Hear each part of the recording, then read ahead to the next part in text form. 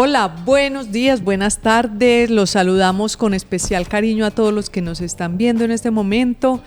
Estamos desde el periódico El Colombiano de Medellín trayéndoles a ustedes las 3 noticias. Pueden ser las más importantes, las más destacadas, algunas no, pero queremos que usted esté enterado y enterado de una manera con un poco de análisis, con un poco de cuentos, viendo a ver cómo hacemos de estos 30 minutos un rato agradable para todos. Me acompaña Daniel Rivera, el editor general del periódico El Colombiano, Olga Rendón, la editora económica, y Santiago Ángel, el editor político que nos acompaña desde Bogotá. Entonces, nuestro primer tema, pues el obvio, el evidente, el que trastornó un poco la situación del país esta semana, que fue el paro de camioneros por el alza, el aumento en el precio del diésel, que el gobierno lo anunció inicialmente, dijo que iba a subir 6.000 pesos. Partidos en 3 cuotas. Partidos en 3 cuotas, la primera de 2.000, de hecho la aplicó. 1.900 fue. 1.900 y la tuvo que reversar. Después de unos días muy duros. Es que el paro descolocó a Petro. De 1.900 a 800. Uh-huh.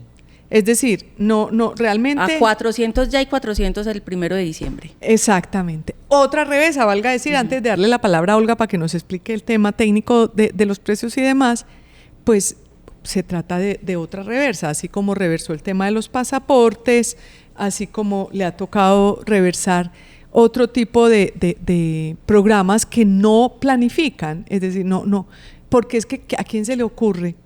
Es decir, durante 2 años pasan sin aumentar el diésel y de pronto dicen, no, ya, aumentémoslo ahora sí, de una vez 6.000. Y es una decisión muy preocupante, el reversazo para el presupuesto de la nación, porque sí había que subir el diésel, eso estaba cantado hace mucho tiempo, pero el presidente no fue capaz de darse esa pela y salió diciendo que esto era un triunfo ya supuestamente de él, ¿no? Olguita, entonces cuente la historia. Es una cosa muy complicada. Yo me acuerdo antes de que entrara el gobierno Petro y el gobierno Duque estaba dando sus últimos informes, decían la próxima tarea, la primera tarea que tiene que hacer el gobierno Petro es aumentar la gasolina y eso incluye el diésel. Olguita, porque es que ese hueco... ¿Un hueco de cuánto? 36 billones de pesos, porque es que la gasolina se paga al precio que corresponde, ¿cierto? Ecopetrol la vende al precio internacional, pero el gobierno la subsidia. Entonces, normalmente eso la subsidiaban cuando estaba muy, muy cara, subsidiaba el gobierno, y cuando el precio internacional era más barata, nosotros nos la cobraban más cara y así se iba equilibrando el fondo. Resulta que desde la pandemia no había aumentos en el precio de la gasolina o el diésel y el fondo llegó a 36 billones que tenía que poner cada año el gobierno. Eso es una cosa, es que es casi, no lo mismo, pero prácticamente un monto similar al de las pensiones.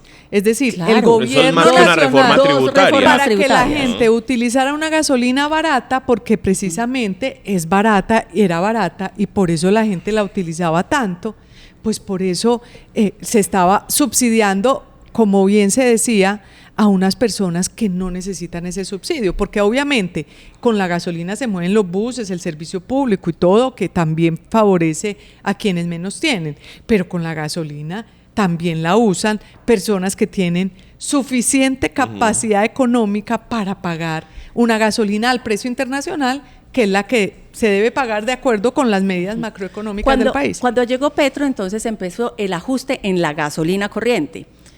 Y no sé si recuerdan que hubo paro de taxistas también, porque pues afectados, todo el mundo se afecta cuando les ofreció un subsidio que se enredó, pues que no se le dio a casi nadie. Que no se supo en qué terminó. Pero luego, entonces, él sí aplazó la decisión sobre el diésel o ACPM, pues se llama de las dos formas, él aplazó esa decisión pensando en la inflación. Porque claro, ahí con el ACPM se suben los precios de los alimentos y de todo lo que se tiene que transportar en los camiones de carga.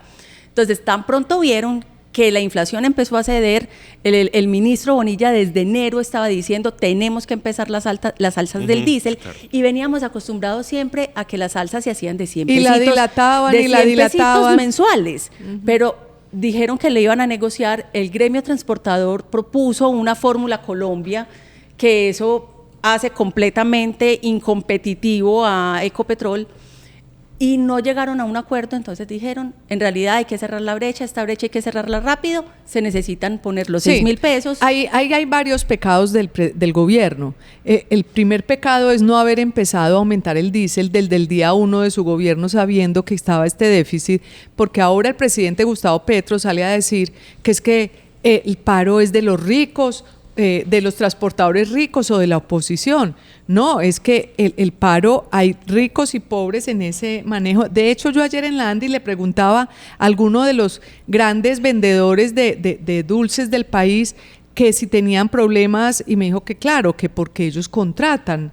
Todos los empresarios. Claro. Es decir, no son de las empresas esos camiones, son de pequeños, a veces pequeños y medianos empresarios. Y así tuvieran la flota propia, no había vías por donde andar. Entonces, se equivocó el gobierno porque tal vez esperando que pasaran las elecciones de octubre, que en su momento incluso el ministro de Hacienda dijo que era por un tema electoral, que no lo subían, entonces esperó 2 años más, permitió que se creciera el hueco 2 años más y cuando le tocó entrar creía que podía poner un aumento de esas dimensiones, que era desproporcionado. Obviamente era un aumento justo. Necesario. Justo y necesario.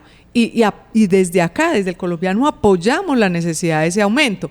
Pero cuando se gobierna hay que ser más estratégico. Claro. No se puede lanzar esto así porque obviamente se generaron una cantidad de dificultades para finalmente terminar en devolverse. Es decir, si era 6.000 ya se devolvió hasta 800, se devolvió ¿cuánto? 400 de primerazo.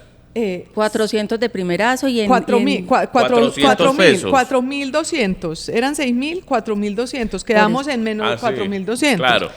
Entonces, digamos que ahí hay una culpa y otra cosa es el manejo que le dio el presidente Gustavo Petro a esta crisis, que dejó muy en evidencia ante el país el desespero y el mal manejo que está haciendo de las crisis. Yo creo que a él lo descolocó porque él siempre ha dicho mucho, es que nosotros tenemos el apoyo de las bases populares ¿cierto? Y cuando ve salir a los camioneros, lo primero que hace es decir, no, es que detrás hay unos empresarios. Él se notó son unos muy ricos y que son la oposición. Se notó muy desesperado, exactamente, y que era una protesta política. Toda protesta es política y ellos mismos defendían esa idea. Claro que toda protesta es política, pero aquí, claro, los camioneros estaban molestos porque le iban a meter un aumento muy grande. Pero a mí me llamó mucho la atención verlo no dueño de su papel formal, que es adelantar una protesta, ¿no? Ese siempre fue su papel. Claro. Y ya verlo inmerso, víctima de una protesta, lo sacó de su papel y él no sabía qué hacer. Y prácticamente ahí sale ignorándola. Claro,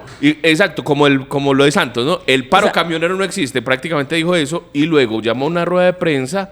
Todo el mundo cree que iba a hablar de eso. No, además la anunció con bombos y platillos diciendo que más o menos dijo a las 7 de la noche voy a decir algo que va a cambiar más o menos la historia del país. Fue dramático en la expresión. ¿Y qué fue lo que pasó, Santiago? No fue la sotana de Camilo Torres. Esa vez también iba a cambiar la historia de Latinoamérica. Él también dijo otra cosa. Santiago, entonces, ¿qué fue el anuncio que hizo el presidente y qué análisis hacemos de él?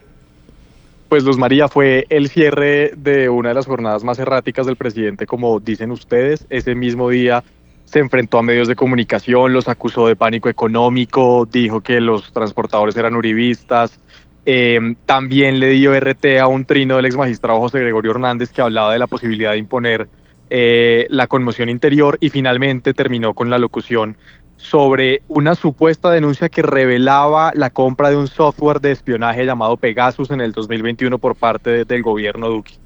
Cuando todo el país esperaba que él se refiriera al paro de transportadores y acciones de su gobierno sobre el paro, eso fue lo que dijo. Y resultó, usted mismo lo descubrió muy prontamente, que este tema de Pegasus pues era un refrito, una noticia vieja que además habían desmentido. Es decir, terminó siendo realmente como un sainete, de alguna manera. Sí, esto parte de una investigación que publicó un periodista de Israel para un medio muy importante en Israel en marzo de este año, y la teoría es que en el gobierno anterior hubo unos viajes del expresidente Duque con unos altos oficiales de las fuerzas y con viceministros de defensa para supuestamente acordar comprarle a una empresa de Israel el software Pegasus, que se utiliza para hackear cualquier celular de cualquier tipo lo que hacen es tener acceso total a los celulares de una forma muy fácil a partir de un virus. Sin embargo, pues el presidente lo que hizo fue leer un documento de agencias de inteligencia, pero eso todavía no está aprobado. Él mismo reconoció que el software no lo han encontrado en Colombia, y el propio Ministerio de Defensa de este gobierno, cuando se conoció esa denuncia en marzo, ya había publicado un comunicado señalando que no lo habían encontrado y que no había indicios de que estuviera en Colombia. Y no había ningún contrato, ni ninguna factura, ni ningún pago. Entonces, el tal software no existe. Y el presidente, tratando de desviar la atención, era un día en el que el paro de camioneros había llegado a su punto más crítico. Se habían tenido que cancelar colegios, estaba habiendo dificultad en el abastecimiento de alimentos, y el presidente Gustavo Petro sale y ni menciona el paro. Ahí quedó en evidencia ese estado de propaganda en el que el presidente Petro mantiene al país. El presidente Petro todo el día, cada uno de sus trinos tiene un propósito más de propaganda que de ejecución de gobierno. Pero ahí, como fue tan evidente, pues yo creo, es que escuchemos, por ejemplo, fue tan desordenado que él ni siquiera, yo creo que él dijo, pásenme un documento. Martes 27 de agosto del 2024, no hace mucho. Archivo en RESFIU 2024-072-1379, referencia 62-0124-24 y Q Cyber Technologies Limited, número de registro 5149-71-522, fecha de registro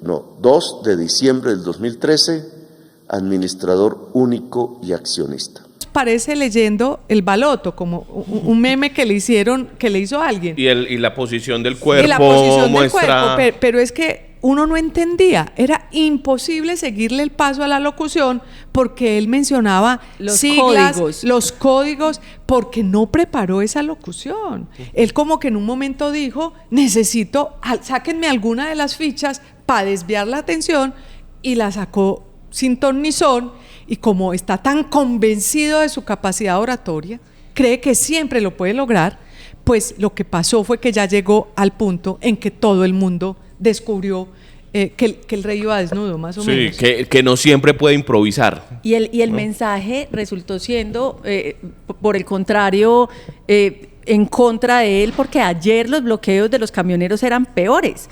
El jueves... Y el miércoles. El miércoles estaban medio abriendo pasos, pero luego de la locución los camioneros dijeron no más y bloquearon muchísimo más las vías del país. Se sintieron burlados, pero claro. Lo que dice Luz María es cierto. Cada vez que el gobierno tiene un nuevo escándalo de corrupción, entonces ellos inventan una nueva cosa. Vamos a ir a hablar a la ONU de que el cambio climático es muy difícil, que es muy difícil, sí, pero siempre salen con una excusa. Claro, es que me adelanto a nuestro próximo tema.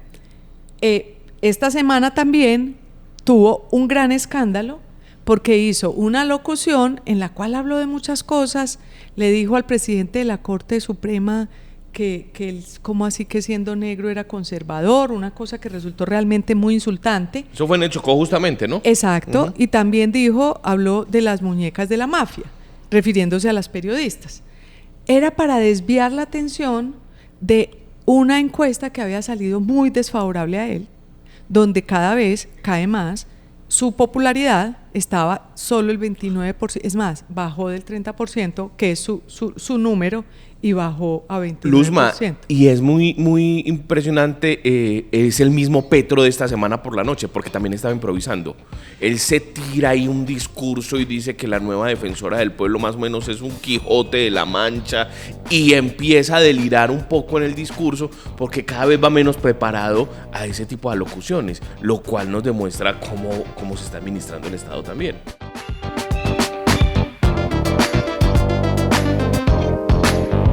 Este podcast está muy bueno.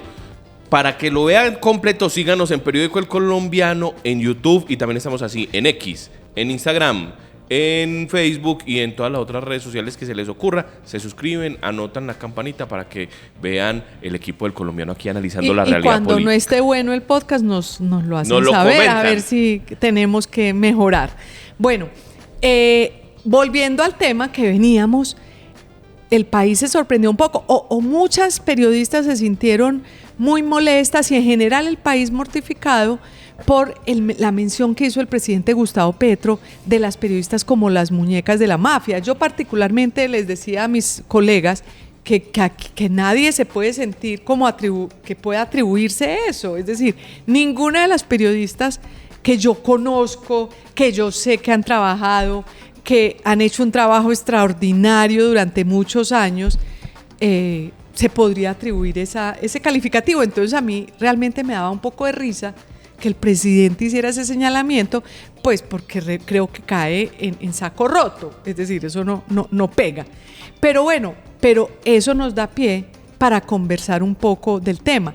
Usted estaba contando, Daniel, que lo hizo en un evento en el Chocó, sí, cuando muchos le dijeron, claro, muchos de quienes han sido sus seguidores incluso, vieron ahí un problemita del presidente, como que ya está, como que realmente, y yo me preguntaba estos días, ¿el presidente acaso estaba en sus cabales?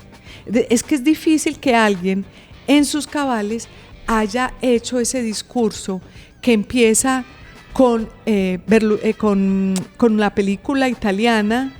Sí, Luzma, él empieza hablando de esta película de Bertolucci, y él dice que él la vio cuando era niño y que después, cuando estaba preso en Barranca Bermeja, la volvió a ver en la cárcel. Novecento, Sí, que es una película fuerte sobre el fascismo. Sobre el fascismo, exactamente. Y entonces él dice eso, y luego cae en que habla de su hija, Antonella, que en ese momento se iba del país, Antonella tiene 16 años, era su última hija, de una familia bastante grande que tiene, y se iba y estaba muy triste. Exacto, y él después cae a hablar de Quijote de la Mancha, pero hay una cosa muy importante, Luzma, y es que ese era el acto de posesión de la nueva defensora del pueblo, que es Iris Marín Ortiz. Eso es lo que queremos cualquier hablar. Cualquier maestro de ceremonia sabe que el personaje no es él.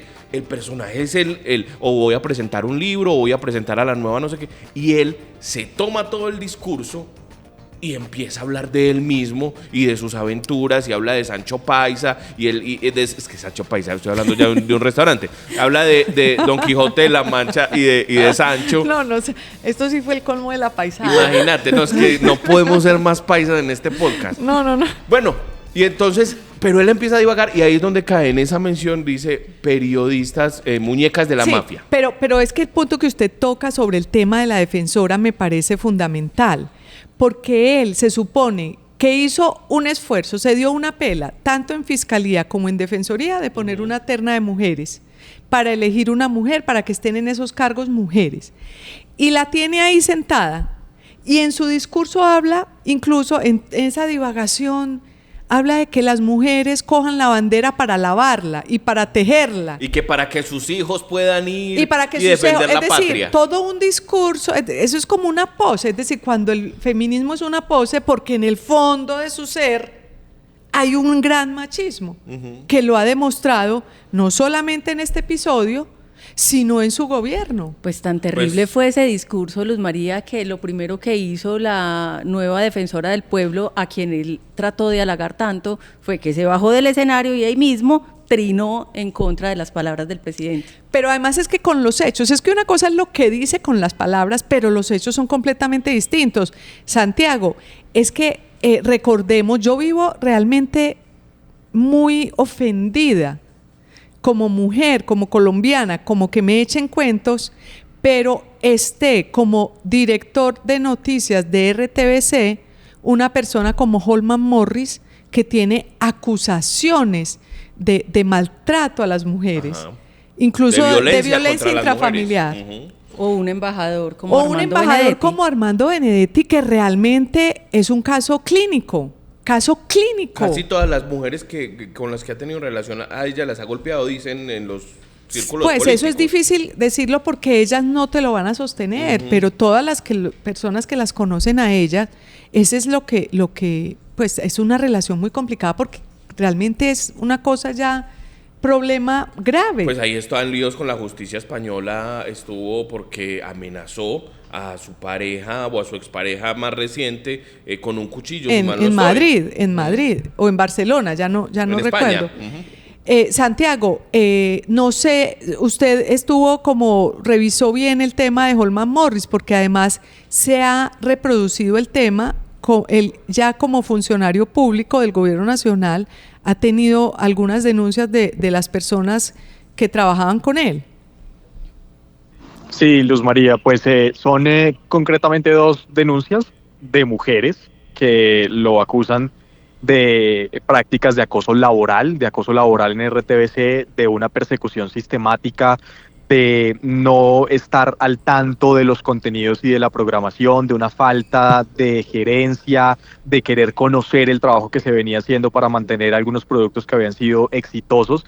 Pero pues estas son solamente algunas de las denuncias que ha tenido Holman Morris en su carrera, que son varias. Hay una específica de una mujer que todavía hoy se sostiene en redes sociales señalando que tuvo un momento un caso de acoso sexual de parte de Holman Morris, y todavía hoy pues le pide a las autoridades que actúen y que investiguen porque sucedió hace varios años. Pero sí, este es otro de los personajes con esas acusaciones de machismo y de conductas en contra de las mujeres, que junto a Armando Benedetti y otras figuras en el petrismo todavía se mantienen en sus cargos como si no pasara nada. Recordemos también el caso de Álvaro Leiva, el canciller Álvaro Leiva con Marta Lucía Zamora, directora de la Agencia Jurídica del Estado, cuando se presentó el problema de los pasaportes, que la directora Marta Lucía le dijo, canciller, eso no se puede hacer, ya es una licitación abierta, si no la terminamos nos demanda, como efectivamente los demandaron, y lo que hizo Álvaro Leiva fue insultarla, maltratarla. Delante de todo el mundo, además. Sí, y ella hizo la denuncia y terminó Marta Lucía Zamora por fuera del gobierno. Y Álvaro Leiva ahí sostenido. Entonces, a mí en realidad me parece que todas las mujeres, las que son además más feministas, que muchas veces apoyan al presidente Gustavo Petro, necesitamos que le exijan más, que le exijan de verdad, que en los hechos se demuestre que este gobierno protege a las mujeres, porque lo que está pasando es que dentro de todos los gobiernos que hemos tenido puede ser el que más maltrata a las mujeres. Luz María, y otra cosa importante, y es que de fondo, aunque este gobierno sí es un gobierno que hizo campaña y se eligió también con las banderas del feminismo, cuando uno revisa los indicadores en política pública, por ejemplo, los feminicidios no es algo que hayan reducido sus números durante esta administración. De hecho, la cifra es más preocupante, porque en el último año se habla de casi 700 feminicidios, en este año más de 50, y no son números que uno diga durante el gobierno Petro se han reducido por un enfoque de política pública. Yo quería apuntarles una cosita sobre lo de las muñecas de la mafia, porque a mí obviamente no me sentí en lo más mínimo aludida, pero sí me molestó mucho en el sentido de cuando uno ve tal novela, las muñecas de la mafia se están refiriendo a las prostitutas de los mafiosos. ¿Por qué escoge el presidente ese calificativo para hablar de las mujeres periodistas? Que es también súper misógino y súper machista. Además, entonces, ¿cómo se va a referir a los señores periodistas? Y me pregunto si este cuestionamiento que el presidente tiene sobre las mujeres periodistas tiene que ver con que ha sido más fuertemente criticado por medios dirigidos por mujeres. No, y porque en parte, y yo hago aquí un homenaje a mis compañeras mujeres, pues yo también tengo colegas hombres muy valiosos y con ellos he trabajado hombro a hombro temas muy importantes, pero yo creo que muchas de las mujeres tienen un sentido de cuidado de lo público más desarrollado que muchos hombres. Y entonces esas mujeres que quieren cuidar lo público, pues ante las arbitrariedades, ante el abuso del poder, se manifiestan de manera más fuerte, más contundente y más perseverante. Entonces probablemente eso es lo que incomoda tanto al señor presidente, que como decimos sigue tratando de estar en un estado de propaganda, porque es una manifestación de que realmente el país no ha podido con él, y entonces decide dedicarse a lanzar epítetos, a lanzar insultos, porque es que la imagen que uno ve es como el presidente Gustavo Petro en un barco que naufraga, su gobierno naufraga y él parado en un mástil, sostenido en un mástil, gritando cosas para tratar de distraer la atención de la gente que ve cómo ese barco naufraga en medio de muchos escándalos de corrupción, de cómo se está acabando la salud, la atención en salud de los colombianos y unos indicadores de opinión muy malos, cada vez peores para él.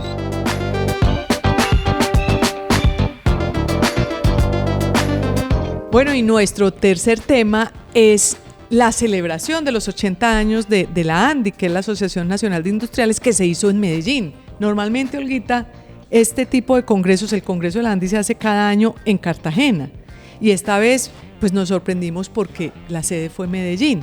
Que alguien podría pensar que es un mensaje político, porque ha habido tanto roce entre el gobierno y los empresarios, pues que de pronto los empresarios dicen, nos vamos a Antioquia, a apoyar a Antioquia, porque también, pues evidentemente, el presidente Gustavo Petro ha sido un poco antipático con Antioquia y con Medellín. Creo que conjugan ahí muchas cosas, porque la ANDI cumple 80 años y cuando la ANDI cumple cada 5 años, cada quinquenio celebra en Medellín. Entonces, nosotros tuvimos aquí la celebración de los 75 y ahora que son los 80. Bueno, esa es una buena explicación. Esa es una buena explicación. Es que somos muy mal pensados. Pero casualmente vimos durante toda la celebración y durante todo el Congreso Empresarial Colombiano mensajes de apoyo a Antioquia y Medellín, efectivamente. Claro, porque fueron miércoles, jueves y viernes, y a mí me llamó muchísimo la atención que el primer día habló el gobernador de Antioquia, el alcalde de Medellín, el presidente de la Corte Suprema, el presidente del Consejo de Estado, el presidente de la Corte Constitucional, el presidente de la ANDI, Bruce McMaster, y el presidente de la Junta Directiva de la ANDI, y ninguno mencionó al presidente Gustavo Petro, ni casi que mencionó al gobierno.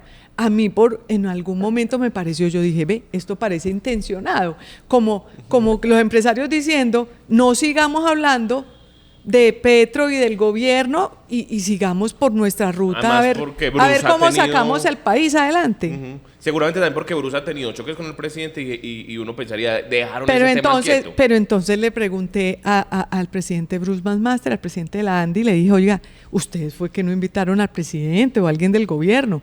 Y me dijo, no, nosotros sí los invitamos, yo personalmente lo invité, pero me dijo que Antioquia era una zona hostil para él.